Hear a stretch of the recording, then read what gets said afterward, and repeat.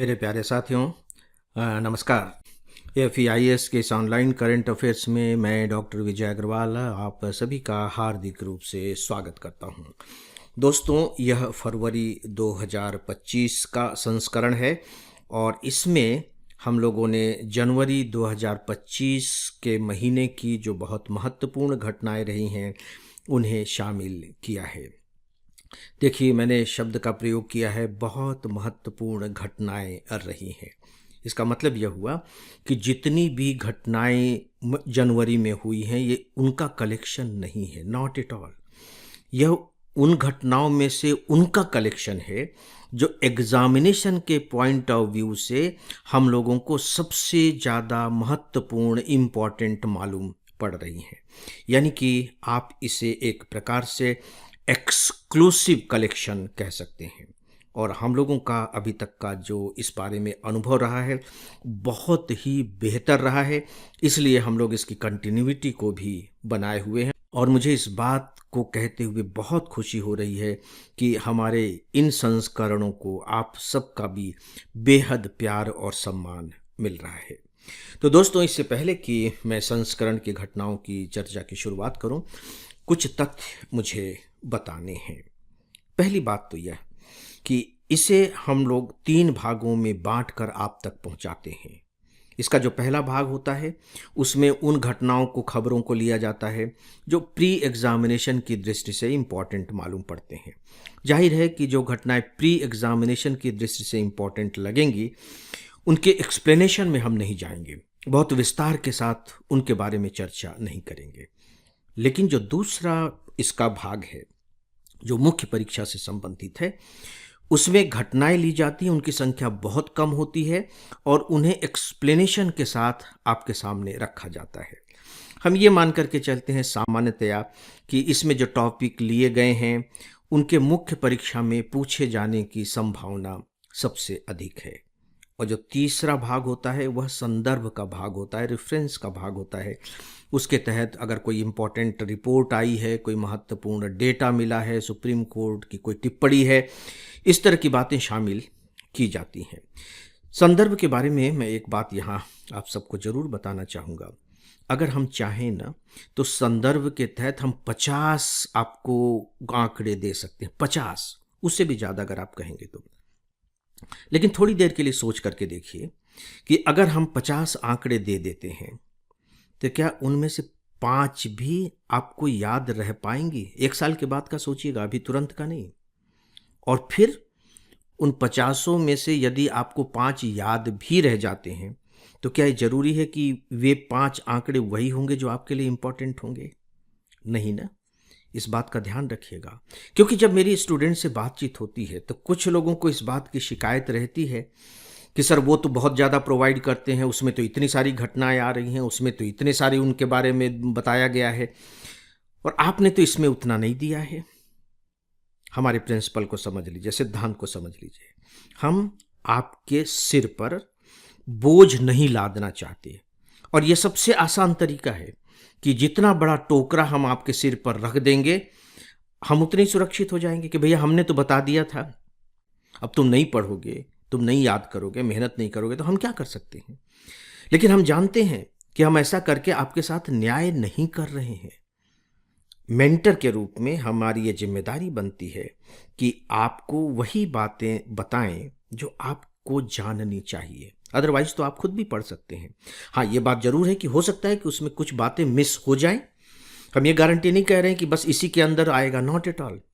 कुछ बातें मिस हो सकती हैं, लेकिन कुछ बातों को बचाने के लिए आप बताइए, क्या हम सारी बातों को मिस कर दें? क्या आपको नहीं लगता है कि ढेर सारे तथ्य अगर आपके दिमाग में ठूंस दिए जाए तो उसमें से कोई तथ्य आपके काम का नहीं होगा? और सिविल सर्विस एग्जामिनेशन के प्रिपरेशन की टेक्निक भी यही होती है कि जो बहुत इंपॉर्टेंट हैं उन्हें आप जानें और फालतू का जो कचरा है उन्हें छोड़ दें। अब ये बात अलग है कि जब आप अखबार पढ़ेंगे तो कचरा भी आपको पढ़ना पड़ेगा, क्योंकि जब आप कचरों को पढ़ेंगे तभी तो उसमें से छांट पाएंगे आपके अपने काम की चीज़ें। तो दोस्तों, इसी के साथ ही मुझे एक बात और आप सबसे कहनी है और वो ये कि बहुत से स्टूडेंट को ये लगता है कि भाई सर तो जो है 1 महीने में कलेक्शन प्रोवाइड कर ही देते हैं, तो क्यों हम अखबार पढ़ें, न्यूज़ सुने, इसमें से सुन लेंगे, नोट कर लेंगे, हमारा काम बन जाएगा। अगर आप ऐसा सोच रहे हैं तो यह आत्मघातक कदम है, ऐसा बिल्कुल भी मत कीजिएगा। आपको न्यूज़ सुननी है, जी हाँ, शाम की न्यूज़ तो सुननी ही सुननी है, 8:45 और 9 हिंदी और अंग्रेजी में आती है, जो आप सुनना चाहें न्यूज़ सुननी है। अगर आप दूरदर्शन न्यूज़ सुन सकते हैं तो सुनिए, नहीं सुन सकते हैं तो छोड़ दीजिए, कोई बात नहीं है। इसके बाद आपको एक राष्ट्रीय अखबार पढ़ना ही पढ़ना है। मैं रिपीट कर रहा हूँ, नेशनल न्यूज़पेपर, छुटभइये वाले न्यूज़पेपर नहीं, राष्ट्रीय न्यूज़पेपर, उसको भी पढ़ना, इत्मीनान के साथ पढ़िए। फिर आपको डेली ऑडियो लेक्चर जो मेरा आता है, चूंकि आप हमारे ऑनलाइन स्टूडेंट हैं, इसलिए मैं जोर देकर आपको इस बात के लिए मजबूर यहाँ करना चाहूँगा कि आप प्लीज़ निश्चित तौर पर डेली ऑडियो लेक्चर सुने। आप एक काम कीजिएगा, आप डेली ऑडियो लेक्चर के टॉपिक निकाल लीजिए, और अभी इंटरव्यू चल रहे हैं, यूपीएससी के इंटरव्यू चल रहे हैं, उन इंटरव्यूज में किस टॉपिक पर प्रश्न पूछे जाते हैं उनकी लिस्ट बना लीजिए। देखिए यूट्यूब पर बहुत से ऐसे प्रोग्राम हैं, बाकायदे ऐसे वीडियो अवेलेबल हैं कि वहाँ से स्टूडेंट निकलते हैं इंटरव्यू दे करके, और उनसे लोग छोटा सा इंटरव्यू ले लेते हैं 10-1 मिनट का, और यूट्यूब पर डाल देते हैं। तो उनसे पूछा जाता है कि आपसे क्या क्या क्वेश्चन पूछे गए, उन्हें नोट कर लीजिए और फिर मिलान कर लीजिए डेली ऑडियो लेक्चर के टॉपिक से और उनसे जो प्रश्न पूछे गए हैं उन टॉपिक से, तो आपको थोड़ा सा भरोसा हो जाएगा। बस मैं केवल ये बात इसलिए कह रहा हूँ। तो आपको डेली ऑडियो लेक्चर भी सुनना है, और फिर ये तो आपके लिए है ही है। तो दोस्तों, जो बातें मुझे आप सबसे अनिवार्य तौर पर करनी होती हैं वो मैंने आप सबसे कर ली हैं, और आइए अब हम सीधे सीधे कंटेंट पर आते हैं, और कंटेंट की शुरुआत करते हैं फर्स्ट पार्ट से, यानी कि इस पार्ट से जो प्री एग्जामिनेशन की दृष्टि से महत्वपूर्ण मालूम पड़ते हैं। दोस्तों, भारत ने भारत पोल पोर्टल लॉन्च कर दिया है। भारत पोल पोर्टल, भारत पोल, इसी से संबंधित कोई एक दूसरा शब्द आपको याद आ रहा है? एक शब्द इंटरपोल। इंटर यानी कि इंटरनेशनल, पोल यानी कि पुलिस, एक ऐसी पुलिस जो अंतर्राष्ट्रीय पुलिस है, या कह लीजिए वैश्विक पुलिस है, वर्ल्ड लेवल की पुलिस है, एक ऑर्गेनाइजेशन है इंटरपोल। बिल्कुल उसी के वजन पर अब हमने लॉन्च किया है भारत पोल। तो यहाँ भारत है, यानी कि ये भारत की पुलिस है। अब इसे हम थोड़ा सा समझने की कोशिश करते हैं। देखिए होता क्या है, जैसे कोई अपराधी है, भारत में उसने अपराध किया और वो भाग करके विदेश चला गया। अब हम उसे कैसे पकड़े? आसान नहीं है। चलिए उन देशों में जहां वो गया है उनके अपने कानून अलग तरीके से काम करेंगे, लेकिन उसे गिरफ्तार किया कैसे जाए, उसके बारे में पता कैसे लगाया जाए? उन देशों में हमारी पुलिस नहीं जा सकती, तो फिर क्या किया जाए? तो ऐसे अपराधियों के लिए इंटरपोल की मदद ली जाती है। ये इंटरनेशनल लॉ के तहत आता है, ऐसी व्यवस्था की गई, क्योंकि ये सभी देशों की समस्या है, कोई हमारी ही समस्या तो है नहीं। तो इंटरपोल मदद करती है। तो अभी तक क्या व्यवस्था थी? अभी तक व्यवस्था ये थी कि जैसे मान लीजिए कि जो अपराधी है उसने किसी राज्य में अपराध किया, इसके बाद वो भाग गया। सपोज वो मध्य प्रदेश में अपराध करता है और इसके बाद भाग जाता है। अब मध्य प्रदेश पुलिस को उसकी तलाश है, तो मध्य प्रदेश पुलिस अब क्या करेगी? मध्य प्रदेश पुलिस सीबीआई से रिक्वेस्ट करेगी कि भाई ये व्यक्ति है, हमें इसकी गिरफ्तारी चाहिए, इसके बारे में जानकारी चाहिए। अब जो सीबीआई है वो इंटरपोल से कनेक्ट करेगी, इंटरपोल से समन्वय स्थापित करेगी, वो उसको इन्फॉर्म करेगी, और इंटरपोल फिर सीबीआई को इन्फॉर्म करेगा, और फिर सीबीआई जो है ना मध्य प्रदेश पुलिस को इन्फॉर्म करेगी। तो कुल मिलाकर के बात बस इतनी है कि अब किसी भी राज्य की पुलिस सीधे इंटरपोल से रिक्वेस्ट कर सकती है। उसके लिए माध्यम क्या होगा?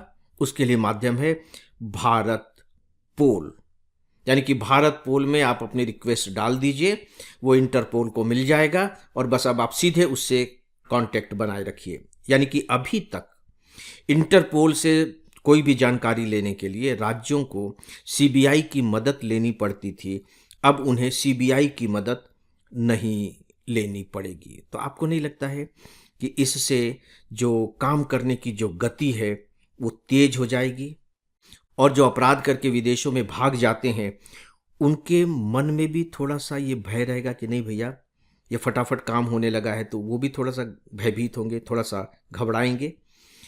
इसका मतलब है कि ऐसे अपराधियों को अब अपेक्षाकृत जल्दी न्याय के कटघरे में खड़ा किया जा सकेगा। और आप देख रहे हैं कि पिछले कुछ समय से इस मामले में कितने ज़्यादा आर्थिक अपराधी बढ़ गए हैं। आर्थिक क्षेत्र में अपराध करके तो भागने वालों की संख्या बहुत ही ज़्यादा हो गई है। तो दोस्तों, ये थी भारत पोल के बारे में जानकारी, और खासकर जो सुरक्षा को लेकर के जो आपका टॉपिक है उस दृष्टि से ये काफ़ी महत्वपूर्ण अपडेट है। दोस्तों, जो नेक्स्ट खबर है और मुझे लगता है कि काफ़ी इम्पोर्टेंट खबर है वो ये है कि भारत ने उपग्रह के क्षेत्र में फिर से एक इतिहास रच दिया।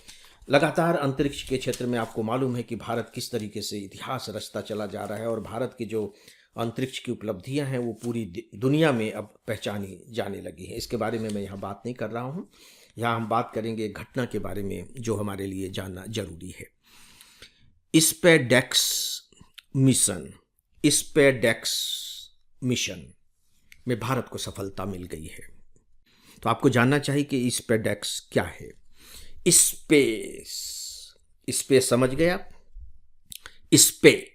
स्पेस यानी कि अंतरिक्ष, डॉकिंग और फिर एक्सपेरिमेंट, इन तीनों शब्दों को मिलाकर के बना दिया गया है स्पेसडेक्स, राइट। तो इस पे तो आप समझ गए कि अंतरिक्ष में। अब वो डॉकिंग क्या है? डॉकिंग और अनडॉकिंग ये दो शब्द हैं। सामान्य तौर पर इसे आप ऐसे समझ लीजिए कि हमने बाकायदे अपने रॉकेट से एक साथ दो उपग्रह लॉन्च किए, और वो दोनों उपग्रह ऊपर जाकर के, अब जो कमाल कर रहे हैं वो ऊपर जाकर के कर रहे हैं। दोनों अगर एक साथ अंतरिक्ष, जैसे दो अंतरिक्षयान हो गए, अब वो जो दोनों अंतरिक्षयान है ऊपर जाकर के अगर एक दूसरे से जुड़ जाते हैं, अलग अलग थे लेकिन एक दूसरे से जुड़ गए तो हो गए डॉकिंग। और यदि जुड़ने के बाद उन्हें फिर से अलग कर दिया गया तो वह हो गया अनडॉकिंग, और उन्हें फिर से आप मिला दीजिए तो वह हो जाएगा डॉकिंग। यानी कि अंतरिक्ष में दो अंतरिक्षयानों को आपस में जोड़ देने की और उन्हें अलग कर देने की क्षमता भारत ने हासिल कर ली है। ये बहुत बड़ी सफलता है, और इस तरह से भारत अब स्पेसडेक्स के मामले में दुनिया का चौथा देश बन चुका है। इससे पहले केवल 3 देशों को यह दक्षता प्राप्त है, अमेरिका, रूस और चीन। तो भारत ने किया क्या, थोड़ी सी जानकारी ले लीजिए कि जो हमारा श्रीहरिकोटा का सतीश धवन अंतरिक्ष केंद्र है, वहाँ से भारत ने अपने रॉकेट से 2 छोटे अंतरिक्ष यानों को छोड़ा। इन अंतरिक्ष यानों के नाम थे चेजर और टारगेट। सफलता के साथ इन्होंने उड़ान भरी और दोनों अंतरिक्ष यान सफलतापूर्वक अलग हो गए। चेज और टारगेट को उनकी कक्षा में स्थापित कर दिया गया और बाद में फिर उन्हें जोड़ भी दिया गया। मतलब हमने अनडॉकिंग भी कर दी और डॉकिंग भी कर दी। तो मुझे लगता है कि ये बहुत ही महत्वपूर्ण घटना है, या यूँ कह लीजिए कि खबर है प्री एग्जामिनेशन की दृष्टि से। दोस्तों, जो नेक्स्ट खबर है वो खेल रत्न पुरस्कारों को लेकर है। खेल रत्न पुरस्कारों की घोषणा कर दी गई है। 4 जो हमारे बहुत ही महत्वपूर्ण खिलाड़ी रहे हैं उन्हें मेजर ध्यानचंद खेल रत्न से पुरस्कृत किया गया है। इनके आप बस नाम थोड़े से जान लें। मनु भाकर, इन्होंने ओलंपिक में अभी 2 मेडल जीते हैं, पेरिस ओलंपिक में, आप जानते हैं। और इतनी बड़ी उपलब्धि पाने वाली वो हमारे देश की पहली खिलाड़ी हैं कि एक ही ओलंपिक में उन्होंने 2 मेडल जीते हैं। इनके नाम से आप बहुत अच्छे तरीके से परिचित हैं। दोस्तों, जो दूसरे खिलाड़ी वो हैं प्रवीण कुमार, जिन्होंने पेरिस ओलंपिक में ही पुरुषों की ऊंची कूद में गोल्ड मेडल जीता। और सबसे बड़ी बात यह है कि गोल्ड मेडल जीतते हुए इन्होंने इतिहास भी रचा। जो तीसरे खिलाड़ी हैं वो है हरमनप्रीत। आप जानते हैं कि हमारे हॉकी टीम को पेरिस ओलंपिक में ब्रॉन्ज मेडल मिला था। उस टीम के कैप्टन थे हरमनप्रीत। और दोस्तों, यह भारत का ओलंपिक में लगातार दूसरा मेडल था और हरमनप्रीत सिंह के ही कैप्टनशिप में भारत एशियन गेम्स चैंपियन भी बना। तो 3 खिलाड़ी हो गए, मनु भाकर, प्रवीण कुमार, हरमनप्रीत, और जो चौथे खिलाड़ी हैं वे हैं डी गुकेश, जो 2024 में चेस के सबसे कम उम्र के विश्व चैंपियन बने। आप जानते हैं कि इससे पहले 1992 में विश्वनाथ आनंद ने पहली बार इस खेल में चैंपियनशिप प्राप्त की थी। तो इस तरह से 4 खिलाड़ियों को खेल रत्न पुरस्कार देने की घोषणा की गई है। यहाँ मैं एक बात आपको और बताना चाहूँगा कि मनु भाकर का नाम जब इसमें शामिल नहीं किया गया था तो अखबारों में काफ़ी कुछ विवाद भी उठा था, और मनु भाकर के जो पिताजी हैं उन्होंने खासकर जो सरकार के निर्णय है उस पर सवाल भी उठाया था। उन्हें कहीं से पता लग गया होगा कि शायद इनका नाम कंसीडर नहीं किया जा रहा है, तो मंत्रालय ने ये बात स्पष्ट किया कि देखिए, जो खेल रत्न पुरस्कार होते हैं उसके लिए खिलाड़ी को पहले से ही फॉर्म भर करके हमारे पास रिक्वेस्ट भेजनी पड़ती है। मनु भाकर को इस बात की जानकारी नहीं थी। मनु भाकर ने स्वीकार किया कि हाँ, जानकारी न होने के कारण हमने ऐसा कुछ नहीं किया था। तो ये तथ्य मैं आपको इसलिए बता रहा हूँ, कभी कभी प्री एग्जामिनेशन में इस तरह के प्रश्न पूछ लिए जाते हैं। इसका मतलब है कि खेल रत्न पुरस्कार प्राप्त करने के लिए खिलाड़ियों को अपनी तरफ से सरकार को भर करके आवेदन देना होता है। दोस्तों, जो नेक्स्ट खबर है वो है जेड मोड़ सुरंग को लेकर के। ये जो जेड मोड़ सुरंग है ये 6.5 किलोमीटर लंबी है, जो कश्मीर के गांदरबल ज़िले में तैयार की गई है। और ये जो सुरंग है ये गांदरबल ज़िले के गगनगीर और सोनमर्ग को आपस में जोड़ती है। गांदरबल ज़िले के गगनगीर और सोनमर्ग को आपस में जोड़ती है। और चूंकि कश्मीर में ये सुरंग बनी है तो आप समझ सकते हैं कि इसका कितना बड़ा रणनीतिक महत्व होगा, कितना अधिक आर्थिक महत्व होगा, और सामाजिक महत्व तो होगा ही होगा। तो बस सुरंग किस किस 2 स्थानों को कनेक्ट करती है, उसका नाम क्या है, किस राज्य में है, बस इतनी जानकारी आपके लिए पर्याप्त होगी। नई आर्थिक नीति को स्वीकार करने के बाद आप देख रहे हैं कि कैसे सरकार उन क्षेत्रों को लगातार प्राइवेट सेक्टर के लिए भी क्रमशः खोलती चली जा रही है जो अभी तक सरकारी सेक्टर के लिए ही सुरक्षित हुआ करते थे। इन्हीं में से एक बहुत ही महत्वपूर्ण सेक्टर था न्यूक्लियर पावर प्लांट, यानी कि परमाणु से ऊर्जा बनाने के पावर प्लांट केवल सरकार ही लगा सकती थी। लेकिन अब सरकार ने प्राइवेट कंपनियों के लिए भी इसके दरवाजे खोल दिए हैं, यानी कि प्राइवेट कंपनियां भी अब न्यूक्लियर पावर प्लांट लगा सकेंगी। यहाँ पर आपको ये बात भी थोड़ी सी जाननी जरूरी है कि देश में ये जो प्राइवेट कंपनियां जो पावर प्लांट लगाएंगी उनके लिए कैपेसिटी निर्धारित की गई है कि ये 220 मेगावाट तक की कैपेसिटी वाले छोटे न्यूक्लियर रिएक्टर लगा सकेंगे। फ्रेंड्स, जो नेक्स्ट एक खबर है वो ये है कि हमारे यहाँ जो मोटापे की परिभाषा थी अब उसमें परिवर्तन कर दिया गया है। पहले क्या थी परिभाषा और अब क्या है, आइए इसे देख लेते हैं। देखिए, मोटापे को जो परिभाषित किया जाता था इससे पहले वह BMI के जरिए किया जाता था। BMI का मतलब है body mass index. Body mass index कहने का मतलब है कि किसी के शरीर में कितना मांस है, कितनी चर्बी है। तो जब आप चर्बी का मूल्यांकन करेंगे तो डेफिनेटली आपको उसकी लंबाई भी देखनी होगी, फिर कितनी चर्बी है ये देखनी पड़ेगी, फिर उसका एक फार्मूला था। देखिए, पहले फार्मूला क्या था, जैसे हाइट है तो हाइट का वर्ग निकालिए। वर्ग का मतलब है कि जैसे मान लीजिए कि कोई किसी की हाइट 2 मीटर है तो 2 में 2 का गुणा कीजिए, उसे हम कहते हैं वर्ग 4। तो हाइट जितनी है उतने का गुणा ही उसमें कर दीजिए, फिर उसका आप वजन निकाल लीजिए। फिर वजन में से अब जो हाइट का गुणनफल आया है उसका भाग दे दीजिए, और फिर देखिए कि अब उसकी वैल्यू कितनी आ रही है।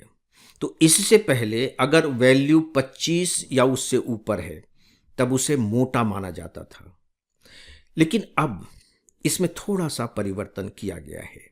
एक तो जो वैल्यू 25 है केवल उसी को ही इसका निर्धारक नहीं माना गया है। अब ये कहा गया है कि नहीं, यदि 23 से अधिक है तो उसे मोटापे में शामिल कर लिया जाएगा, क्योंकि ये जो शुगर की जो बीमारी है यह भी कहीं न कहीं मोटापे के कारण होती है। घुटने के जो आर्थराइटिस की जो बीमारी होती है, वह भी कहीं न कहीं मोटापे के कारण होती है। इसका मतलब यह हुआ कि अगर किसी का मास इंडेक्स 23 है, राइट? और उसको मधुमेह या घुटने का आर्थराइटिस है, तो उसे भी मोटापे का शिकार माना जाएगा। और जो मधुमेह की बीमारी मैं कह रहा हूँ, वह टाइप 2 मधुमेह के लिए रखा गया है। तो दोस्तों, ये है नई परिभाषा मोटापे को लेकर। मुझे लगता है कि इसके बारे में भी आपकी थोड़ी सी जानकारी तो होनी ही चाहिए। दोस्तों, 1 जनवरी, वाह क्या बात है, सन 2025 की शुरुआत हो गई है। और मज़ेदार बात यह है कि 1 जनवरी को ही नई पीढ़ी के नाम से जाना जाने वाले बच्चे ने जन्म ले लिया है। और उस पीढ़ी का नाम क्या होगा? बीटा किड्स या बीटा जनरेशन कह लीजिए। 1 जनवरी 2025 से लेकर, ध्यान से सुनिएगा, 1 जनवरी 2025 से लेकर सन 2039 तक जिन बच्चों का जन्म होगा, उन्हें जनरेशन बीटा कहा जाएगा। Generation beta. और इनके बारे में कहा जा रहा है कि ये ऐसे बच्चे होंगे, ये ऐसी दुनिया में बड़े होंगे जहां आर्टिफिशियल इंटेलिजेंस होगा और जो उन्नत तकनीक वाली दुनिया में रहेंगे। यानी कि जो उन्नत तकनीक है, जो डेवलप्ड, मोस्ट डेवलप्ड जो टेक्नोलॉजी है, वो इनकी ज़िंदगी का अभिन्न हिस्सा होगा। Generation beta. और इन बच्चों का जो जीवन है किस तरीके का होगा, आप अनुमान लगा सकते हैं। सोशल मीडिया तो इस पीढ़ी की सबसे बड़ी ताकत होगी। ये सोशल मीडिया पर ही पूरी तरह से डिपेंड करेगी। और इस दौर में जो बच्चे जन्म लेंगे, हम उम्मीद कर सकते हैं कि वो 22वीं शताब्दी को देख सकेंगे। यानी जैसे अगर 2039 में जिसका जन्म होगा, तो 22वीं सदी 61-62 साल का जब वो होगा तब आ चुकी होगी। और अभी भी जिसने 2025 में जन्म लिया है, 75-76 साल का जब होगा तो 22वीं सदी आ जाएगी, तो वो इसे देख सकेगा। जो उनके स्कूल होंगे वो पूरी तरह से डिजिटल होंगे। किताबें टैबलेट या लैपटॉप पर होंगी। ब्लैक बोर्ड भी टच स्क्रीन वाले होंगे। और जो वर्चुअल रियलिटी है, वह इन बच्चों के अनुभव की दुनिया को बिल्कुल ही बदल देंगी। तो दोस्तों, ये है जेन बीटा, जिसे आप कह सकते हैं जनरेशन बीटा। दोस्तों, नेक्स्ट एक शब्द है फायर लाइन। फायर लाइन अभी अभी चर्चा में इसलिए आई क्योंकि उत्तराखंड सरकार ने अब इसे फिर से लागू कर दिया है और उसने ये कहा है कि अब वो जंगलों में अपना फायर लाइन बनाएगी। देखिए, फायर लाइन क्या है? अंग्रेज़ों ने इसे तैयार किया था। वो करते ये थे कि जो जंगल है, जंगल के बाहर के हिस्से में वो 100 फीट की फायर लाइन बनाते थे, 100 फीट की। और इस फायर लाइन में कोई पेड़ नहीं होगा, कोई घास नहीं होंगे, घास फूस, झाड़ झंकाड़ कुछ भी नहीं होंगे। उसका कारण ये था कि जैसे लोग आते हैं और पता लगा माचिस फेंक दिया, जलती हुई तीली फेंक दी, बीड़ी सुलगा करके फेंक दिया या आग के अंगारे फेंक दिए। चूँकि अब उस क्षेत्र में फायर लाइन में कोई घास फूस, पेड़ पौधे नहीं है, तो वो आग फैलेगी नहीं। और अगर ये आग फैल जाती तो क्या होगा? वो जंगल में चली जाएगी और जंगल नष्ट होने लगेंगे, जलने लगेंगे। तो अब बाकायदे उत्तराखंड सरकार ने कहा है कि अब वो फायर लाइन तैयार करेगी, वो ध्यान देगी और इसके माध्यम से वो जंगलों को बचाने की कोशिश करेगी। दोस्तों, जब हम शौचालय की बात करते हैं तो बहुत ही सामान्य सी बात लगती है, लेकिन जब जीवन के संदर्भ में उसके बारे में सोचते हैं तो बहुत महत्वपूर्ण लगने लगती है। सुप्रीम कोर्ट ने अभी एक डिसीजन दिया है और उसके अंतर्गत उसने कहा है कि जो शौचालय हैं वो हमारे लिए केवल सुविधा नहीं है, बल्कि शौचालय हमारे लिए जीवन का एक मौलिक अधिकार है। याद रखिए, कभी कभी इस तरह के प्रश्न पूछ लिए जाते हैं कि शौचालय व्यक्ति का मौलिक अधिकार है। फ्रेंड्स, नेक्स्ट अखबारों में आपने पढ़ा होगा कि केंद्र सरकार ने 8वें वेतन आयोग की घोषणा कर दी है। ये जो वेतन आयोग है, ये हर 10 साल में बनाए जाते हैं और ये केंद्र सरकार के जो अधिकारी कर्मचारी होते हैं उनके वेतन में क्या परिवर्तन किया जाए, किस तरह के नए वेतनमान तैयार किए जाएं, इसके बारे में अपनी सिफारिशें देता है ताकि उनके जो वेतन हैं वे समय के अनुकूल हो सकें, यानी कि अर्थव्यवस्था में जो महंगाई बढ़ रही है उसके अनुकूल हो सके। साथ ही साथ प्राइवेट सेक्टर में जिस तरह के वेतनों में परिवर्तन आ रहा है उसके समानांतर कहीं न कहीं चल सके। कहीं ऐसा ना हो कि सरकारी वेतन बहुत कम रह जाएं तो टैलेंट जो होंगे वो प्राइवेट सेक्टर में जाना शुरू कर देंगे। तो सरकार ने 8वें वेतन आयोग की घोषणा की है। फ्रेंड्स, नेक्स्ट है सुप्रीम कोर्ट का एक डिसीजन, जिसमें सुप्रीम कोर्ट ने राज्यों की पुलिस से कहा है कि वे किसी भी आरोपी को व्हाट्सएप या अन्य किसी भी इलेक्ट्रॉनिक माध्यमों द्वारा नोटिस नहीं भेज सकती। दरअसल सुप्रीम कोर्ट ने ऐसा बाकायदे सीआरपीसी की धारा 41A और बीएनएसएस की धारा 35 के तहत नोटिस को व्यक्तिगत रूप से तामील कराने की बात कही है।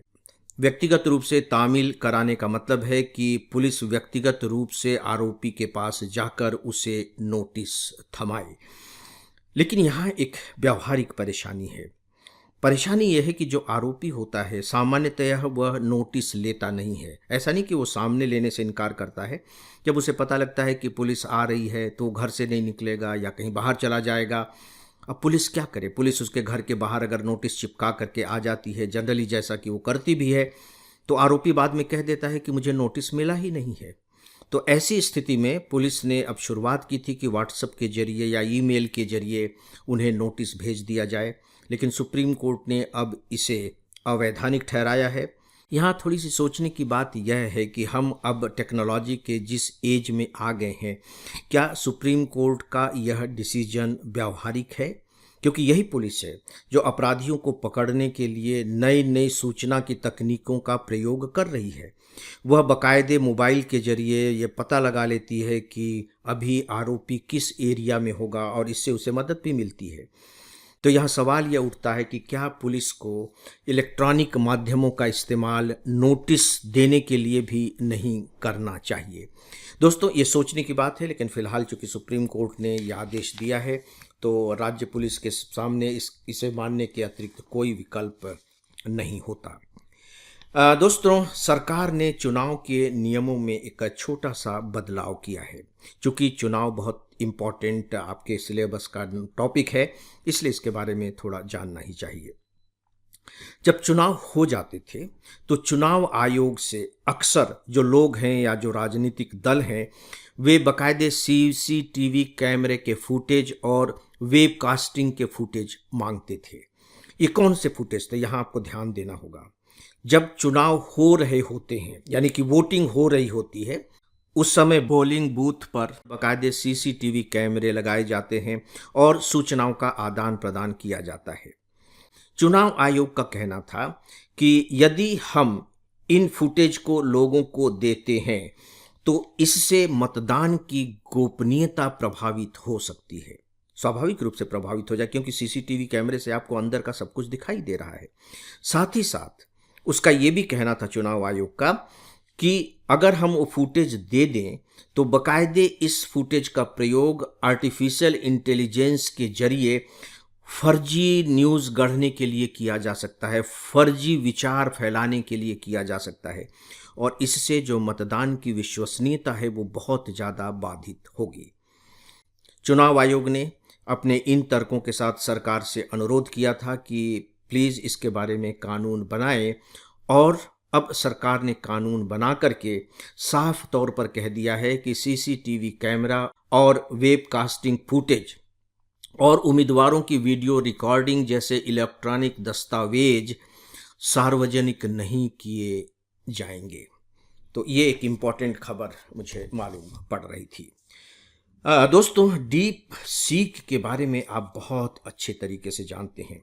डीप सीक, इसका DAL के तहत बहुत डिटेल में मेरा लेक्चर है, आप उसे जाकर के सुन लें। लेकिन परीक्षा की दृष्टि से, खासकर प्री एग्जामिनेशन की दृष्टि से जो बातें बहुत महत्वपूर्ण हो सकती हैं वे मैं आप लोगों को यहाँ बता रहा हूँ। देखिए, डीप सीक बेसिकली एक कंपनी है जिसकी स्थापना 39 इयर्स ओल्ड एक चाइनीज़ ने, जिनका नाम वेन फेंग है, जो इंफॉर्मेशन एंड टेक्नोलॉजी के इंजीनियर हैं, उन्होंने की। मुश्किल से 1.5 साल पहले ये स्टार्टअप है। और इसने फिर एक लार्ज लैंग्वेज मॉडल बनाया V3 और R1। V3 की उतनी चर्चा नहीं है, लेकिन जैसे उनका R1 आया वैसे पूरी दुनिया में तहलका मच गया। कितना तहलका मच गया है, आप अमेरिका के राष्ट्रपति डोनाल्ड ट्रंप के इस वक्तव्य से इसका अनुमान लगा सकते हैं। डीप सीक के लॉन्च होते ही डोनाल्ड ट्रंप ने देखी क्या कहा। उन्होंने कहा, डीप सीक का अचानक उदय अमेरिकी कंपनियों के लिए चेतावनी है, क्योंकि यह सस्ता और तेज है। सचेत हो जाओ। देखिए, वो कह रहे हैं अपने देश के इंजीनियर से, साइंटिस्ट से, कि सचेत हो जाओ। तो तहलका मचाने के जो 2 सबसे प्रमुख कारण हो सकते हैं वो आपने इस वक्तव्य में देख लिए होंगे। सस्ता और बहुत तेज, मतलब बहुत ही फास्ट रीडिंग करता है और ये बहुत ही ज़्यादा सस्ता है। और उससे भी बड़ी बात है कि क्वालिटी में, गुणवत्ता की दृष्टि से ये अभी तक का सर्वश्रेष्ठ, यूँ कह लीजिए, आर्टिफिशियल इंटेलिजेंस है। इससे पहले चैट GPT आया था, आपको मालूम है, उसकी तुलना में कई गुना ज़्यादा इसका परफॉर्मेंस बेहतर है। जैसे उदाहरण के तौर पर इसका स्कोर जो है 92% है अपने काम को बहुत अच्छे तरीके से करने का, जबकि चैट GPT-4 का स्कोर 78%, यानी उससे 14% बेहतर है। तो लोग तो बेहतर प्रोडक्ट की तरफ जाएंगे। तो दोस्तों, इसकी बहुत सी ऐसी विशेषताएं हैं जिसकी वजह से पूरी दुनिया में तहलका मच गया है। कुछ विशेषताएं मैं आपको बता चुका हूं। इसके साथ ही साथ कुछ और बातें हैं। वो ये है कि इसमें जिस चिप का इस्तेमाल किया गया है वो बहुत हायर किस्म का नहीं है, यानी कि बहुत कीमती नहीं है, बहुत सस्ता है। इसीलिए ये प्रोडक्ट इतना सस्ता भी है। इसका जो ऐप है बाकायदे वेबसाइट और एप्पल स्टोर पर उपलब्ध है। यह सेवा मुफ्त है। सोच करके देखिए, क्या ऐसे प्रोडक्ट का कोई भी दूसरी कंपनी मुकाबला कर सकेगी? बहुत मुश्किल है। और एक बात और है कि इसमें जो बिजली की खपत होती है वो दूसरों की तुलना में बहुत कम है, बहुत ही कम है। लागत भी टोटल मिलाकर के इसकी कम है। जैसे यदि हम OpenAI के प्रोडक्ट की बात करें तो उसमें 01 मॉडल का इस्तेमाल करने का जो शुल्क है वो $10 प्रति 10 लाख इनपुट टोकन है। अब बस थोड़ा सा समझ लीजिए, $10 प्रति 10 lakh input token. Deep seek में क्या है? केवल $0.55 प्रति 10 लाख इनपुट टोकन। तुलना कीजिए, $10 और कहाँ यहाँ आधा डॉलर से थोड़ा सा अधिक, $0.55। इसका मुकाबला करना आसान नहीं होगा। इसलिए जैसे ही यह प्रोडक्ट मार्केट में आया, यूँ कह लीजिए कि पूरी दुनिया में तहलका मच गया है। लेकिन इससे अमेरिका की जो इस क्षेत्र में बादशाहत है उसे एक चुनौती भी मिली है। इसलिए क्योंकि इसमें यूज़ किए जाने वाला जो चिप होता था उसका निर्यात अमेरिका ने चीन को करना बंद कर दिया था। उसे कहा जाता है ग्राफिक प्रोसेसिंग यूनिट। इसमें इस्तेमाल होता है ग्राफिक प्रोसेसिंग यूनिट। जब चीन के यहाँ ये प्रोडक्ट आना बंद हो गया तो चीन ने उसका विकल्प ढूंढा और विकल्प के रूप में हमारे सामने डीप सीक मौजूद है। इसका मतलब यह है कि यदि चीन बहुत सी ऐसी चीज़ों को प्रतिबंधित करता है तो लोग अपने विकल्पों की तलाश करेंगे और उसमें सफल भी होंगे और बहुत बेहतर तरीके से सफल होंगे। और डीप सीक के प्रोडक्ट ने अब दुनिया को ये बता दिया है कि आप अमेरिका के ही मोहताज नहीं हैं, आप बहुत हाई टेक्नोलॉजी के ही मोहताज नहीं हैं, आप बहुत बड़ी पूंजी के ही मोहताज नहीं हैं। इनोवेशन की अगर आप में क्षमता है, आप में इंटेलिजेंसिया है, तो बहुत सस्ते रूप में आप बहुत अच्छे प्रोडक्ट तैयार कर सकते हैं। क्या आपको लगता है कि इससे भारत को कितना बड़ा प्रोत्साहन मिलेगा? हमारे यहाँ इंटेलिजेंसिया की कमी नहीं है, हमारे बेस्ट इंजीनियर्स हैं, बेस्ट मैथमेटिशियन हैं, तो निश्चित रूप से उनके लिए ये बहुत ही उत्साहवर्धक घटना है।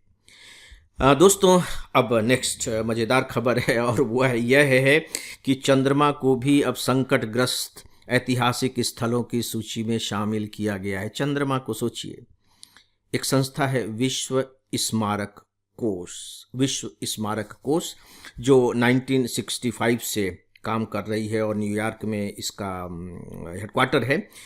इसका पर्पज़ ये है कि जो हमारी वास्तुकलाएं हैं, जो हमारी ऐतिहासिक धरोहर हैं, जो पुरातात्विक वस्तुएं हैं, उनका किस तरह से संरक्षण और संवर्धन किया जाए। तो इसने ये बात ध्यान रखें कि ये काम किया है विश्व स्मारक कोष ने। चंद्रमा को संकटग्रस्त ऐतिहासिक स्थलों की सूची में शामिल किया है। ऐसा उसे क्यों करना पड़ा? मेरी समझ से आप इसका अनुमान लगा सकते हैं, क्योंकि आप जान रहे हैं कि दुनिया भर के देश चंद्रमा के रहस्यों से पर्दा उठाने के लिए लगातार नए नए मिशन भेज रहे हैं। इससे अंतरिक्ष में उनकी गतिविधियां बढ़ती चली जा रही हैं और इन गतिविधियों से चंद्रमा को नुकसान पहुंचाने का अंदेशा पैदा हो गया है। आपको मालूम होगा कि जो सबसे पहले चंद्रमा पर जो सफल अभियान भेजा गया था 1969 में, उस मिशन का नाम था अपोलो 11 और नील आर्मस्ट्रांग ने सबसे पहले चंद्रमा की धरती कह लीजिए पर पैर रखा और उस पॉइंट को कहते हैं ट्रैंक्विलिटी बेस। यही वो जगह है, ट्रैंक्विलिटी बेस, जिसके मिट जाने का खतरा शायद सबसे ज़्यादा महसूस किया जा रहा है। लेकिन केवल यही नहीं, बल्कि और भी वहाँ 25 वस्तुएं ऐसी देखी गई हैं जिनके बारे में लग रहा है कि ये खतरे में हो सकती हैं, तो उन्हें भी विरासत की सूची में शामिल कर लिया गया है ना। ये बहुत ही इंटरेस्टिंग खबर। दोस्तों, जो अगली छोटी सी खबर है वो तिब्बत में आए भूकंप को लेकर के है, जिसमें लगभग 125 लोगों की मृत्यु हो गई। तिब्बत कहाँ स्थित है आप जानते हैं कि हिमालय के तलहटी में तिब्बत स्थिति है और तिब्बत में जहाँ यह भूकंप आया है वह तिब्बत का स्वायत्त क्षेत्र है और बहुत पवित्र शहर माना जाता है। उसका नाम है शीगात्से। शीगात्से, ये नाम थोड़ा ध्यान रखिएगा। सुबह सुबह वहाँ भूकंप आया, 6.8 की तीव्रता। अगर भूकंप की तीव्रता 6 से अधिक हो जाती है तो उसमें जन धन की बहुत ज़्यादा हानि होने की आशंका बढ़ जाती है। तो ये 6.8 था, इसी कारण लगभग 125 लोग यहाँ मृत्यु को प्राप्त हुए। और ये जो क्षेत्र है ये माउंट एवरेस्ट का उत्तरी द्वार भी माना जाता है। देखिए, तिब्बत हमारे देश की सीमा से मिलता है उधर हिमालय की तरफ से, तो स्वाभाविक है कि अगर तिब्बत में यह भूकंप आया है तो उसके झटके भारत और भूटान में भी महसूस किए जाएंगे। भूकंप का जो कारण बताया जा रहा है वह है गंडियन और यूरेशियन टेक्टोनिक प्लेटों में टकराव। यानी कि जो टेक्टोनिक प्लेट होते हैं जब वे आपस में टकराते हैं तो टकराने के कारण जो पृथ्वी पर उसका दबाव पड़ता है, जो हलचल मचती है, वो भूकंप के रूप में फिर पृथ्वी की सतह पर आती है। तो यहाँ मैं आप सबको एक सजेशन देना चाहूँगा कि भूकंप एक ऐसा टॉपिक है जो अक्सर प्री और मेंस में आता है। तो चूंकि तिब्बत में भूकंप आया है और इसे आप एक तरह से काफ़ी खतरनाक भूकंप कह सकते हैं, और हमारा जो हिमालय का पूरा क्षेत्र है, आप जानते हैं कि भूकंप के बारे में सबसे अधिक संवेदनशील क्षेत्र माना जाता है। तो इस दृष्टि से 2025 के एग्जामिनेशन के लिए भूकंप का टॉपिक आप सबके लिए अपेक्षाकृत इम्पॉर्टेंट टॉपिक हो गया है। दोस्तों, इस भाग की जो अंतिम खबर है वो आगजनी को लेकर के है। लॉस एंजलिस का नाम आपने सुना होगा, जो विश्व का सर्वश्रेष्ठ स्थल माना जाता है फिल्म बनाने का। लॉस एंजलिस अमेरिका का एक राज्य है, कैलिफोर्निया। उस राज्य में लॉस एंजलिस स्थित है। हम लोग कई दिनों तक लॉस एंजलिस में रहे और खासकर उस एरिया में भी गए जहां न्यूज़ पढ़ते समय हमें लग रहा है कि अरे बाप रे, कितना खूबसूरत एरिया था और वो जलकर राख हो गया है। वहां आग लगी और बहुत भयावह आग लगी, इतनी ज़बरदस्त आग लगी कि कितने दिनों तक उस आग पर काबू नहीं पाया जा सका। बहुत जन धन की हानि हुई और पूरी दुनिया इस अग्नि को देख करके आश्चर्यचकित है कि आखिर ऐसा हुआ तो कैसे हुआ, क्यों हुआ।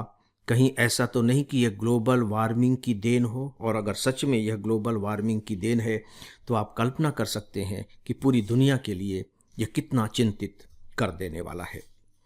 दोस्तों, तो प्री के भाग के बारे में बस इतना ही।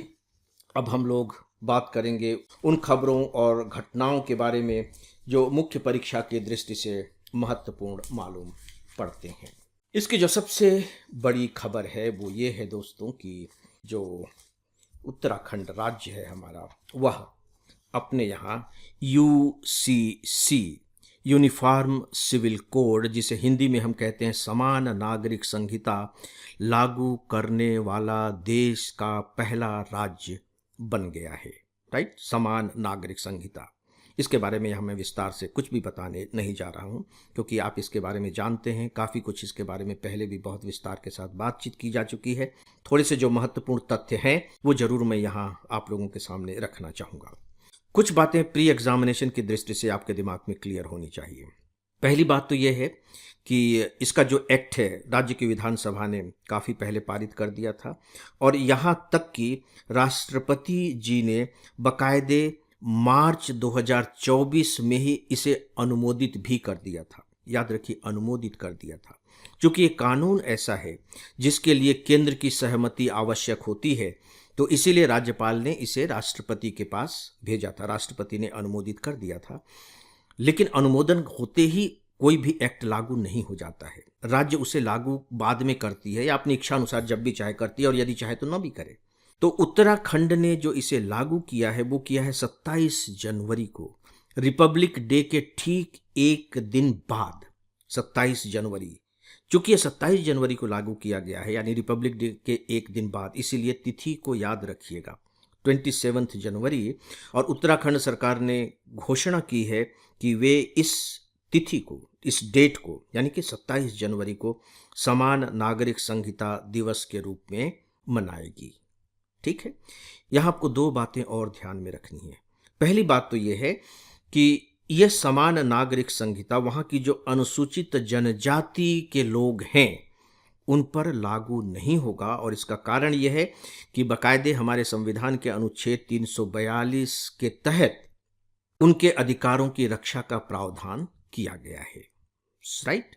जो दूसरी बात है वो ये कि समान नागरिक संहिता की अपेक्षा हमारे बाकायदे जो राज्य के नीति निर्देशक तत्व हैं उसमें की गई है, इसीलिए इसे असंवैधानिक ठहराना भी बहुत मुश्किल होगा। और बीच बीच में सुप्रीम कोर्ट भी सरकार से कहती रही है कि आप इसे लागू कीजिए। तो अब अपेक्षा की जा रही है कि दूसरे राज्य भी अब अपने यहाँ समान नागरिक संहिता को लागू करेंगे। संविधान इसका क्यों समर्थन करता है? इसलिए क्योंकि यह हमारे देश के सभी नागरिकों को समान अधिकार देने का पक्षधर है। सभी नागरिकों के अधिकार समान होने चाहिए, चाहे वो स्त्री पुरुष हो, चाहे वो किसी भी धर्म को मानने वाले हों, किसी भी समुदाय के लोग हों, किसी भी भाषा को मानने वाले हों, और किसी भी क्षेत्र में रहते हों। लेकिन हमारे यहाँ बहुत से ऐसे पर्सनल लॉ हैं जो नागरिकों के बीच भेदभाव करते हैं। जैसे विवाह को लेकर के है, कुछ धर्मों में यह है कि पुरुष जो है 3-4 विवाह कर सकता है। बहुत धर्मों में ऐसा है कि महिलाओं को भरण पोषण का अधिकार नहीं है तलाक के बाद। तो इन सब बातों को खत्म कर दिया गया है। और चूंकि भारत के नागरिक हैं तो सभी मामलों में सभी के, स्त्री और पुरुष, बच्चों के समान अधिकार होंगे। ये इसका केंद्रीय बिंदु है। तो जो व्यवस्थाएं की गई हैं, जो इंपॉर्टेंट पॉइंट के रूप में, मैं उन्हें आपके सामने रख रहा हूं। इस पर भी मेरा डेली ऑडियो लेक्चर एक बहुत विस्तार के साथ है। मैंने 2 लेक्चर्स के तहत इसकी बातें की हैं। यहाँ तो मैं आपके सामने जिस्ट प्रोवाइड कर रहा हूँ, लेकिन मैं सजेस्ट करूँगा कि यदि आप डिटेल में जानना चाहते होंगे और जानना भी आपको चाहिए तो डेली ऑडियो लेक्चर में जाकर के इसके 2 लेक्चर अवेलेबल हैं, उन्हें सुन लें। देखिए, मैं शॉर्ट में आपको बता रहा हूँ। बहुविवाह प्रथा बंद कर दी गई है, यानी कि पति के जीवित रहते कोई दूसरी शादी नहीं करेगा, और ठीक इसी तरह से पत्नी के जीवित रहते भी कोई दूसरी शादी नहीं करेगा तब तक जब तक कि उनमें वैधानिक रूप से तलाक न हो जाए। तो बहुविवाह प्रथा, चाहे वो किसी भी धर्म संप्रदाय वर्ग का हो, खत्म कर दिया गया है। तलाक लेने के लिए जो आधार होते हैं वो पति के लिए भी वही होंगे जो पत्नी के लिए होंगे, और तलाक की अनुमति बाकायदे कोर्ट से लेनी होगी। ऐसा नहीं है कि कोई संस्था, जैसे बहुत सी ऐसे संस्थाएं हैं जो अपने समुदाय के लोगों को तलाक की अनुमति दे देती हैं और वो मान भी लिया जाता है। नहीं, अब आपको बाकायदे कोर्ट से ही उसकी अनुमति लेनी होगी। मुस्लिमों में हलाला की परंपरा है, प्रथा है कह लीजिए। अब इसे अपराध घोषित कर दिया गया है, क्योंकि सीधी सी बात है कि बिना किसी की सहमति के उसके साथ शारीरिक संबंध नहीं बनाया जा सकता। यह महिला के विरुद्ध किया गया बहुत ही जघन्य, क्रूरता भरा अपराध है। एक जो बहुत इंपॉर्टेंट पॉइंट है आपके एग्जामिनेशन की दृष्टि से, वो ये है live in relation. Live in relation में जो लोग भी रहेंगे, 1 महीने के अंदर उन्हें इसका रजिस्ट्रेशन कराना होगा। यदि वे अपने लिव इन रिलेशनशिप को ख़त्म करना चाहते हैं तो उसके लिए भी बाकायदे आवेदन करना होगा। आप ऑनलाइन आवेदन कर दीजिए, लेकिन आवेदन करना होगा। और यदि लिव इन रिलेशन के दौरान महिला गर्भवती हो जाती है तो इसकी भी सूचना बाकायदे सरकार को देनी होगी। दोस्तों, नेक्स्ट है कि संपत्ति में सभी धर्मों के माता पिता की संपत्ति में बेटा और बेटी का बराबर अधिकार होगा।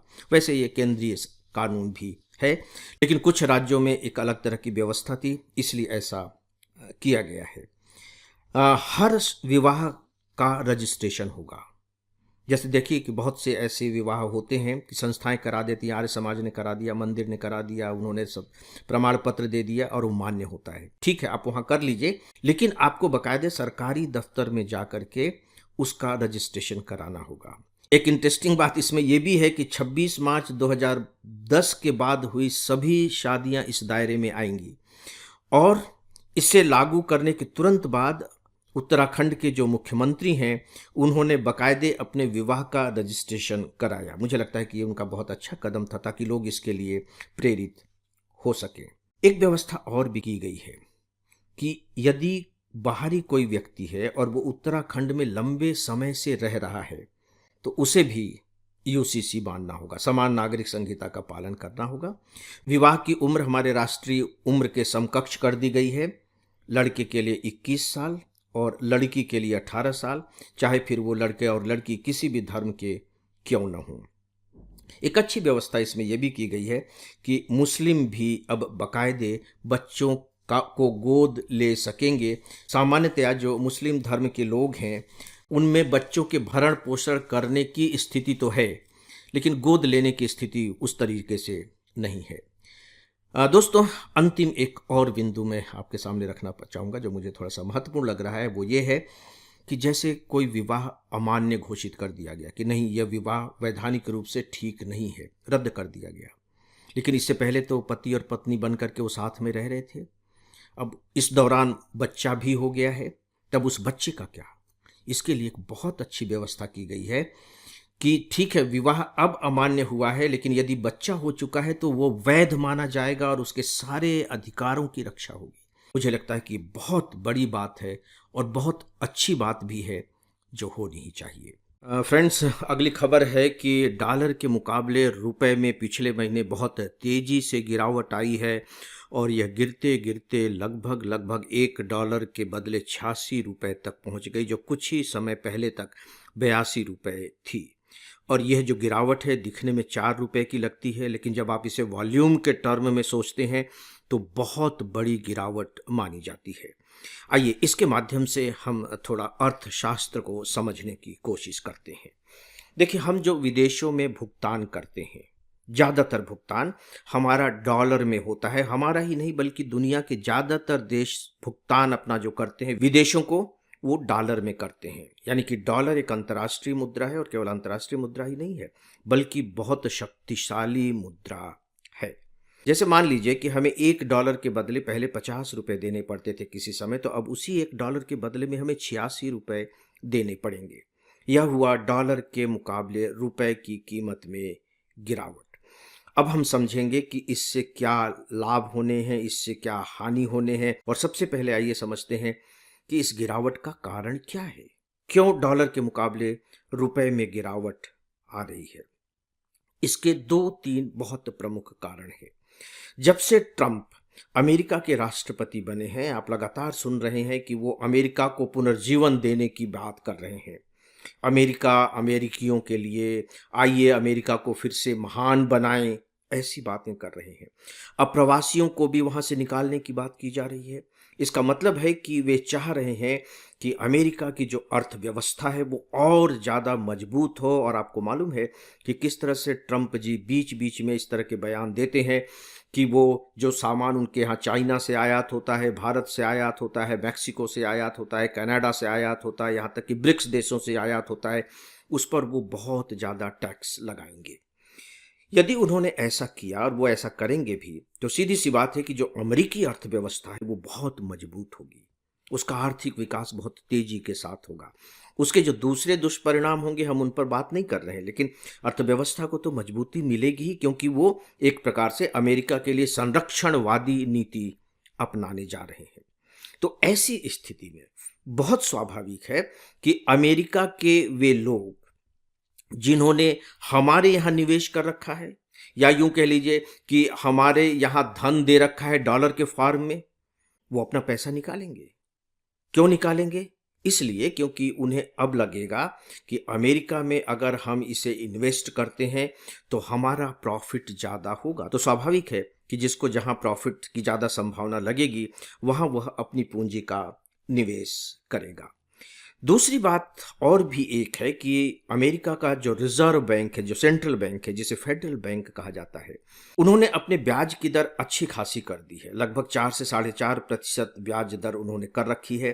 तो अमेरिकियों को ये भी लगता है कि अपने डॉलर बाकायदे दूसरे देशों में हम रखें, अपने देश में रखें। 4-4.5% का प्रॉफिट मिलेगा, ब्याज मिलेगा। और अगर भारत जैसे देश में रख रहे हैं, अगर प्रॉफिट उनको उससे कम हो रहा है या उसके आसपास भी हो रहा है, तो वो रिस्क क्यों लेना चाहेंगे? तो इसलिए भी वो बकायदे डॉलर हमारे फंड से निकालते चले जा रहे हैं। और इसीलिए बीच बीच में अखबारों में आप पढ़ते होंगे कि किस तरह से हमारे जो विदेशी मुद्रा का भंडार है वो काफ़ी कम होता चला जा रहा है। दूसरा रीज़न है व्यापार घाटा। इस बीच हमारा जो विदेशी व्यापार है वो बहुत घाटे वाला हो गया है। यानी कि हम आयात ज़्यादा कर रहे हैं, निर्यात कम कर रहे हैं। चलिए, अमेरिका के साथ हमारा जो व्यापार है वो तो हमारे पक्ष में, लेकिन चाइना के साथ हमारा घाटा बहुत ज़्यादा है। अब देखिए, समझने की सीधी सी बात यह है कि जब भी हम विदेशों से सामान मंगाते हैं तो उसका भुगतान हम डॉलर में करते हैं। तो अगर हम सामान ज़्यादा मंगा रहे हैं तो सीधी सी बात है कि हमें भुगतान डॉलर में करना है, लेकिन हम उतना सामान बेच नहीं पा रहे हैं, बाहर भेज नहीं पा रहे हैं। अगर हम ज़्यादा सामान भेजते तो हमें डॉलर मिलता, लेकिन हमें डॉलर नहीं मिल रहे हैं। तो जब विदेशी घाटा किसी भी देश का बढ़ता है तो जो निवेशक होते हैं वो थोड़े सतर्क हो जाते हैं। वो सोचने लगते हैं कि नहीं नहीं, अब यहाँ पैसा रखना फायदेमंद नहीं है, थोड़ा सा जोखिम वाला भी है, क्योंकि यहाँ की जो अर्थव्यवस्था है वो कमजोर पड़ रही है। आखिर निर्यात भी तो अर्थव्यवस्था का एक बहुत बड़ा अंग है। तो चूंकि व्यापार घाटा हमारा बढ़ रहा है, इसलिए भी जो डॉलर है वो मजबूत होता चला जा रहा है, डॉलर की डिमांड बढ़ती चली जा रही है। दूसरे शब्दों में आप इसे इस तरीके से भी कह सकते हैं। दोस्तों, जो तीसरी बात है वो है भारत में बढ़ रही महंगाई। महंगाई को हम दूसरी तरह से समझते हैं, यानी कि हमारा जो ग्रोथ है, हमारी जो आर्थिक वृद्धि है वो कम होती चली जा रही है, या कह लीजिए कि सुस्त होती चली जा रही है। भारत का टारगेट था कि वो हर साल लगभग 8% की आर्थिक वृद्धि प्राप्त करेगा, जो अब घट करके लगभग 6-6.5% के आसपास हो गई है। तो सवाल ये है कि ये जो आर्थिक गति में जो सुस्ती आई है ये क्यों आई है? इसका साफ मतलब है कि हमारे जो लोग हैं वो सामान नहीं खरीद रहे हैं। जब सामान नहीं खरीद रहे हैं तो सीधी सी बात है कि उद्योगों को फायदा कैसे होगा? और ये जो डॉलर वाले हैं ये उद्योगों में निवेश करते हैं। तो जब उद्योगों को फायदा ही नहीं होगा तो उनके निवेश पर उन्हें फायदा कैसे मिल सकता है? अब सवाल ये उठता है कि हमारे लोग सामान खरीद क्यों नहीं रहे हैं? इसका बहुत स्पष्ट कारण है, और वो है कि पिछले कुछ सालों से हमारे जो लोग हैं उनकी आय में वृद्धि नहीं हुई है। न मजदूरी बढ़ी है उस मायने में, न सैलरी बढ़ रही है, इनमें बढ़ोतरी नहीं हुई है। लेकिन आप महंगाई देखिए, महंगाई लगातार बढ़ती चली जा रही है। तो जब महंगाई लगातार बढ़ती चली जा रही है, कमाई बढ़ नहीं रही है, तो सीधी सी बात है कि आपकी क्रय शक्ति कम होगी। जब क्रय शक्ति कम होगी, यानी कि आपके पास खर्च करने के लिए पैसे नहीं है, तो आप खरीदेंगे कैसे? जब आप बाजार में से सामान नहीं खरीदेंगे तो उद्योग जो हैं उत्पादन क्यों करेंगे? इसे ही कहते हैं मंदी का एक दौर आना। तो हमारी जो अर्थव्यवस्था है लगभग लगभग इस स्थिति में आ गई है, जिसके कारण भी अब विदेशी जो निवेशक हैं भारत पर उतना विश्वास नहीं कर पा रहे हैं। राइट। अब ये जो डॉलर की जो कीमतें बढ़ती चली जा रही हैं भारत की मुद्रा की तुलना में, इसका इम्पैक्ट क्या होगा? आइए हम पहले देखते हैं। इसके इम्पैक्ट दोनों तरफ से होंगे। नंबर एक, इसके कुछ बहुत नुकसान होंगे तो कुछ फायदे भी होंगे। तो पहले तो हम नुकसान को देख लेते हैं। देखिए, सीधी सी बात है कि जब हमारा व्यापार घाटा बढ़ रहा है और जब हम डॉलर खो रहे हैं, डॉलर की कीमत बढ़ रही है, यूं कह लीजिए, तो हमारे यहाँ महंगाई और बढ़ेगी। कैसे बढ़ेगी? हम कितना तेल आयात करते हैं, आप मालूम है? अपनी ज़रूरत का 80% हम तेल आयात करते हैं, पेट्रोलियम पदार्थ आयात करते हैं, और उसका भुगतान हमें डॉलर में करना पड़ता है। पहले मान लीजिए कि $1 के बदले में हमें उन्हें 80 रुपये देना पड़ता था, अब $1 के बदले में हमें उन्हें 86 रुपये देना पड़ेगा। समझाने के लिए बता रहा हूँ। तो पेट्रोलियम महंगा हो जाएगा। जब पेट्रोलियम महंगा हो जाएगा तो पेट्रोलियम तो आधार है, आधारभूत आवश्यकता है हमारी पूरी की पूरी इंडस्ट्री की, पर्यटन की, परिवहन की। तो जब पेट्रोलियम महंगा होता है तो सारी वस्तुएं महंगी हो जाती हैं। नंबर 1, इससे हमारी महंगाई बढ़ेगी। शिक्षा पर खर्च बढ़ेगा, क्योंकि विदेशों में जो हमारे लोग पढ़ने जा रहे हैं वहाँ तो उन्हें डॉलर में खर्च करना है, रुपए में भुगतान करना है। यहाँ से वो रिजर्व बैंक को रुपए देंगे, उसके बदले में उनको डॉलर मिलेगा। अब उन्हें डॉलर के बदले में ज़्यादा रुपया देना पड़ेगा। तो हम तो अपने महंगाई को अपने टर्म में सोचेंगे ना, अपनी मुद्रा में। तो हमारी जो शिक्षा व्यवस्था है वो महंगी हो जाएंगी, दूसरी चीज़ें महंगी हो जाएंगी, पर्यटन महंगा हो जाएगा। एयरलाइंस तो बहुत ज़्यादा इसको लेकर के परेशान हैं, क्योंकि एयरलाइंस की जितनी कमाई होती है, भारत से जाने वाले लोग रुपए ही देंगे, कमाई रुपए में होती है, और उनका जो टोटल खर्च होता है उसका 50% खर्च डॉलर में होता है। तो बोल, कमाई रुपए में कर रहे हैं, खर्च डॉलर में कर रहे हैं, तो अब उन्हें उतने ही डॉलर के लिए ज़्यादा रुपए खर्च करना पड़ रहा है। तो एयरलाइंस के सामने संकट आ गया है। इसका मतलब कुल मिलाकर के ये हुआ कि चीज़ें महंगी हो जाएंगी और हमारे व्यापार, शिक्षा, पर्यटन आदि इन सब पर इसका बहुत ही विपरीत प्रभाव पड़ेगा। लेकिन अब एक मज़ेदार बात यह कि सारी चीज़ें उल्टी उल्टी ही नहीं होती हैं, कुछ सकारात्मक बातें भी होती हैं। उदाहरण के तौर पर हमारा जो निर्यात है इससे बढ़ सकता है। अब आपको लगेगा कि निर्यात कैसे बढ़ सकता है, ये तो अच्छी बात हुई। मैं आपको एक उदाहरण के जरिए समझाना चाहूँगा। जैसे मान लीजिए भारत से एक वस्तु अमेरिका भेजी जा रही है जिसकी कीमत 100 रुपये है। ठीक है, उस समय डॉलर की कीमत 50 रुपये है। ठीक है, तो अब जब हमने 100 रुपये की वस्तु अमेरिका भेजी तो उसे हमें कितने डॉलर देने पड़ेंगे? $2 देने पड़ेंगे। ठीक है, अब यही वस्तु अगर आज हम अमेरिका भेजते हैं और अब जब $1 की कीमत 85 रुपये हो गई है, तब 100 रुपये की वस्तु के लिए उन्हें कितने डॉलर देने पड़ेंगे?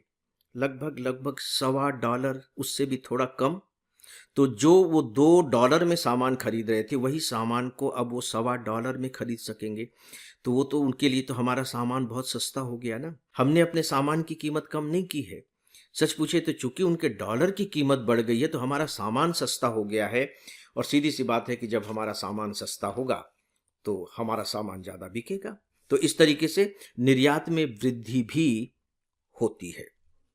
और देखिए, महंगाई वृद्धि के बारे में आपको मैं एक चीज़ और बता दूं कि हम जो बहुत सी चीज़ें प्रोड्यूस करते हैं तो उनका कच्चा माल विदेशों से आता है। जैसे हम जो दवाइयाँ बनाते हैं उसका बहुत सा कच्चा माल बाहर से आता है, और भी चीज़ें हम विदेशों से आयात करते हैं और फिर मैन्युफैक्चर करते हैं। तो हमारा जितना भी आयात है वो सब महंगा हो जाएगा, और जब आयात महंगा हो जाएगा तो सीधी सी बात है, कच्चा माल महंगा है तो आप प्रोड्यूस करेंगे तो महंगाई तो बढ़ ही जाएगी ना। तो दोस्तों, कुल मिलाकर के ये जो स्थिति है ये बहुत अच्छी नहीं है, यह एक चिंताजनक स्थिति कही जाएगी। फ्रेंड्स, जो नेक्स्ट है वो है कि पश्चिम एशिया में अब शांति की थोड़ी सी स्थिति बनी है, और आपने अखबारों में पढ़ा होगा कि इजराइल और हमास के बीच में शांति पर सहमति बन गई है। आप जानते हैं कि लगभग 15 महीने के बाद शांति का यह अवसर आया है। मैं आपको यहाँ थोड़ा सा बताना चाहूँगा कि 7 अक्टूबर 2023 को हमास ने अचानक इजराइल पर हमला कर दिया था, और उसमें लगभग लगभग 1200 लोग मारे गए थे। इससे इजराइल बिल्कुल फनफना उठा और उसने प्रतिक्रिया के रूप में लगातार फिर अटैक करना शुरू किया। जो हमास है वो एक प्रकार का संगठन है जिसे आतंकवादी संगठन माना जाता है, और इजराइल ने, वहाँ के जो प्रधानमंत्री हैं नेतान्याहू जी, उन्होंने ये बिल्कुल प्रतिज्ञा सी की कि वो हमास के अस्तित्व को समाप्त कर देंगे, और लगातार फिर उन्होंने अटैक करना शुरू किया। हमास अपनी तरफ से प्रतिक्रिया देते रहा और नतीजा ये निकला कि इस युद्ध में अब तक करीब 50,000 लोग मारे जा चुके हैं, और गाजा पट्टी जहां हमास का केंद्र है आप कह लीजिए, वहां से लगभग 20 लाख से ज्यादा लोग विस्थापित हो चुके हैं। कल्पना करके देखिए। और पूरी की पूरी दुनिया के विश्व व्यापार में लगभग 8 लाख करोड़ रुपए का घाटा हुआ है। और ये जो घाटा हुआ है विशेषकर इसलिए हुआ है कि जो समुद्री मार्ग से सामान आता था, पहले वो स्वेज नहर से आता था। आप अगर स्वेज नहर को नक्शे में देखेंगे तो पाएंगे कि आप वो मध्य एशिया, पश्चिम एशिया के आसपास से ही गुजरता है। लेकिन अब वहां तो युद्ध चल रहा है, तो अब जहाज कहाँ से आए? तो पूरा अफ्रीका का चक्कर लगा करके आते थे। तो इससे जो परिवहन की लागत थी वो बहुत ज़्यादा बढ़ गई, और जब परिवहन की लागत बढ़ गई तो वस्तु की कीमत बढ़ जाएगी, उससे बिल्कुल व्यापार पर प्रभाव पड़ेगा ही।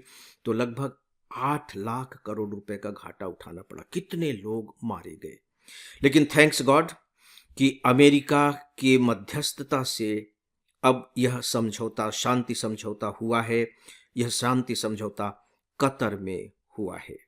अब हम देखते हैं कि इस समझौते में अभी क्या क्या व्यवस्थाएं की गई हैं। पहले चरण में यह समझौता केवल 6 हफ्ते के लिए किया गया है, और इसे फिर आगे इसी तरीके से धीरे धीरे बढ़ाने की कोशिश की जाएगी। लोग बढ़ाएंगे। बंधकों की रिहाई भी इस बीच में की जाएगी।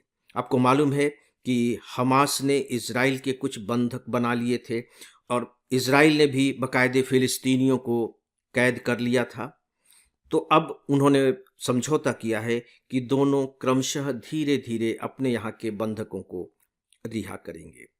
तीसरी एक व्यवस्था ये भी की गई है कि गाजा के कुछ एरिया में, खासकर उत्तर दक्षिण गाजा में, बफर जोन और सेफ एरिया बनाया जाएगा।